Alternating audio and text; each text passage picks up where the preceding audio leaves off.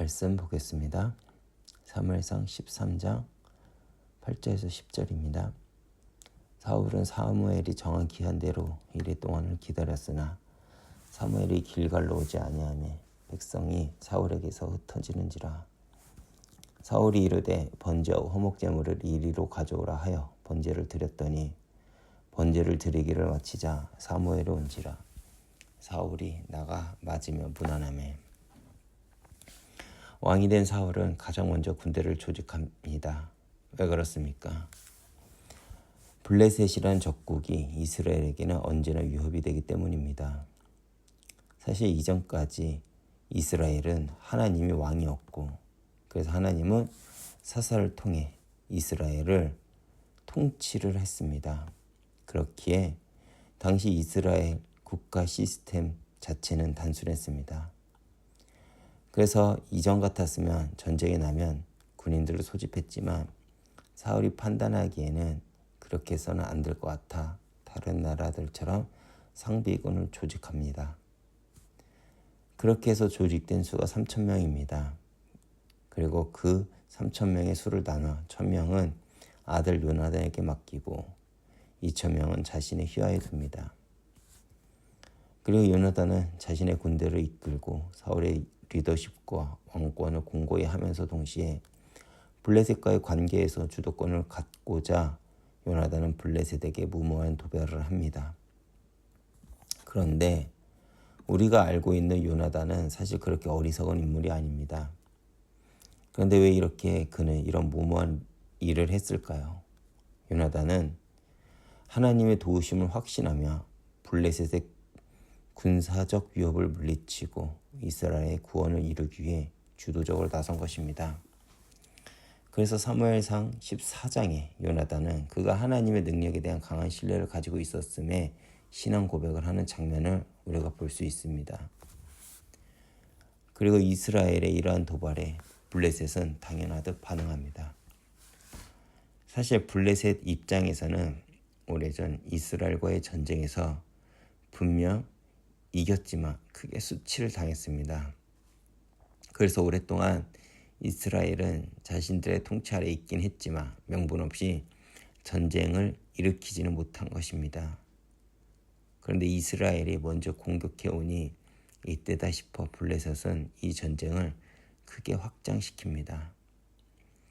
당시 이스라엘의 군대는 3,000에 불과했지만 블레셋의 군대는 병거가 30,000이고 마병이 6,000이었습니다.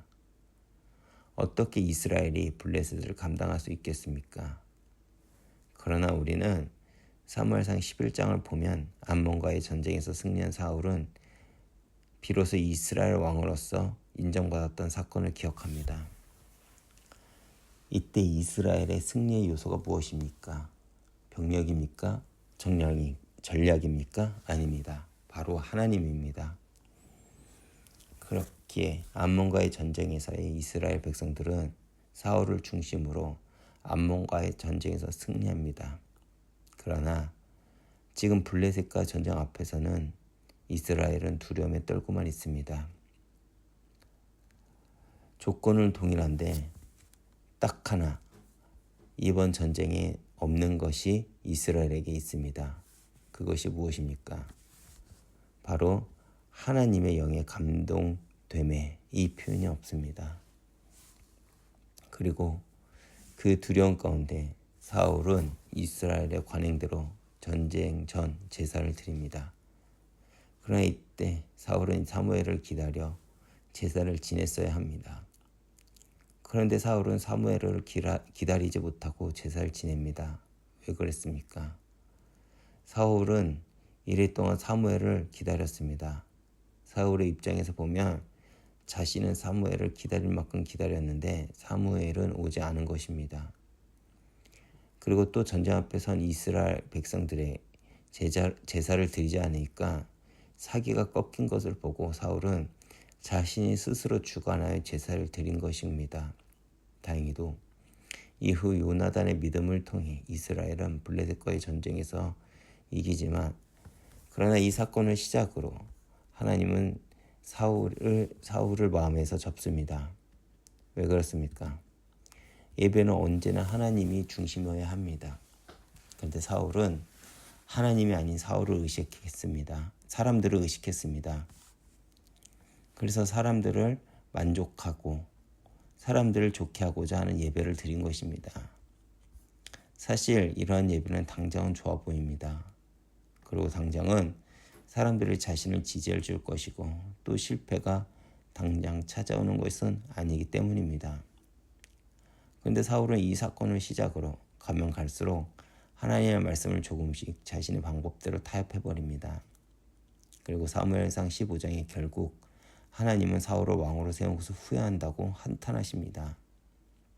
오늘날 우리들도 마찬가지입니다. 우리의 예배는 하나님이 주인이 되시는지 아니면 혹시 사울처럼 내가 주인이 되고 있지 않은지 질문해 봐야 합니다.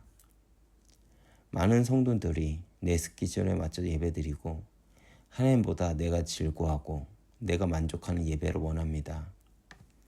그런데 성경은 그 모습이 사울과 같은 모습이라는 것입니다.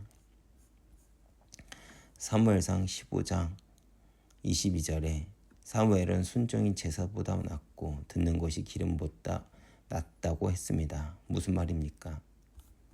당장 내게 맡기신 하나님의 사명이 있습니다. 내 가정, 교회, 직장 현장에 이곳에 우리는 하나님의 사람으로 살아가야 합니다.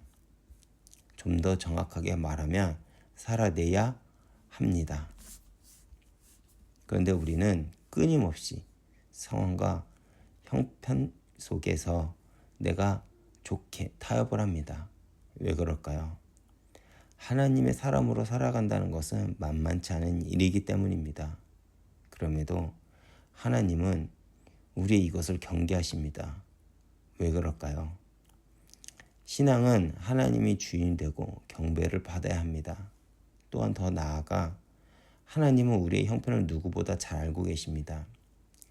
당장은 손해보는 것 같고 당장은 실패하는 것 같지만 우리가 하나님의 방법대로 살아간다면 하나님은 당신의 때 그 모든 것을 넉넉히 채우시고 모든 것을 회복하실 것입니다. 이 사실을 안다면 우리는 사울처럼 상황에 타협하지 않고 하나님 중심으로 내 삶의 예배를 채울 것입니다. 오늘도 하나님의 말씀에 순종하며 하나님을 나의 주인이라 고백하는 하루가 되길 기도합니다.